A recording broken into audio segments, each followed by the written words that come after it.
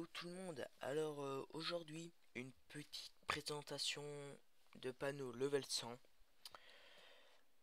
Un abonné me l'a demandé. Alors dans la panneau, je trouve qu'il faut un survivant 80 vitalité, un furibond mineur pour de la force. Par ce level on en a besoin.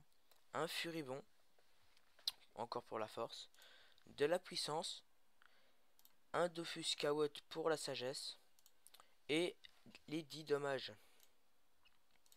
Alors, level 100, on a l'amulet du chef Boark. Hein. Euh, Plus ou moins 50, vous pouvez aller chercher Forge Magée. Donc, un peu dans tout, on peut avoir plus de vitesse et plus de force.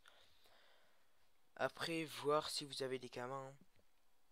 Donc, les résistances, elles y sont. Donc, ça, je trouve que c'est potable. Un Gelono 140 Vita. Les, les Blopt Renette Royal. Donc, 100 Vita, 35 de force. C'est très potable. Le PO qu'on n'en a pas besoin et les 8 résistances terre. Alors une caracoiffe pour le PA. Euh, 120 vitalité cher mais facile à trouver. Une Ashterdala qui frappe assez fort. Qui donne beaucoup de force et de la raise. 5% de raise neutre. Elle donne aussi les 40 force et les 20 puissance. Donc très raisonnable. Hein. La Blopano Renette, la royale évidemment. 88 A moyen de trouver plus. 30 de force moyen de trouver aussi plus. Les 5 de magisson. Excusez-moi. Et les 200 initiatives. Ensuite une DD émeraude rousse pour les 300 vita et le PM. La puissante ceinture fulgurante. Moyen de trouver plus dans les 120. Très facile à trouver à ce level. Oups, petit lag. Voilà. La cape fulgurante, 140 vitalité. Entre 120 et 140, hein. C'est le mieux, les 3 dommages. Alors, donc, on est à 45 dommages neutres. Ah oui, non, là j'ai compté les sorts. Hein. Donc, vous faites moins 36 et vous y êtes. Alors, on a le petit bonus de la le blob René Royal. Donc, les 2 coups critiques, les 10 forcés, les 10 sagesse. Excusez-moi. Donc, en 12-5, 1700 de vita, très acceptable, je trouve. Pas mal d'initiatives. Alors, pas mal de sagesse aussi. La puissance là, c'est en plus des 200 de la puissance, car on est déjà compté dedans. Donc 60 de puissance, déjà bien. Lâche level surtout. Alors oui, exactement, il faut le mettre en full force. Hein.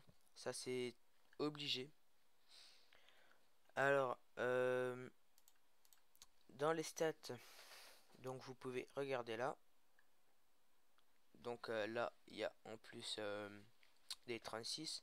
Donc il reste 13% de rester, 5% neutre, 5 eau et 1% air. Il manque juste du feu, mais bon, à ce level, c'est déjà bien, je trouve.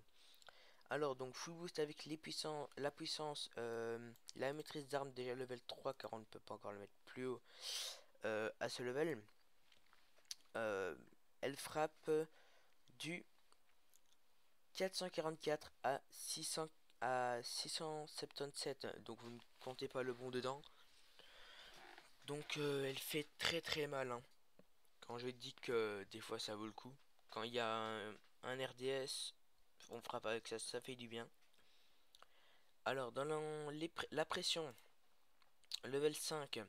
Donc je vous dis en même temps ce qu'il faut mettre level 5.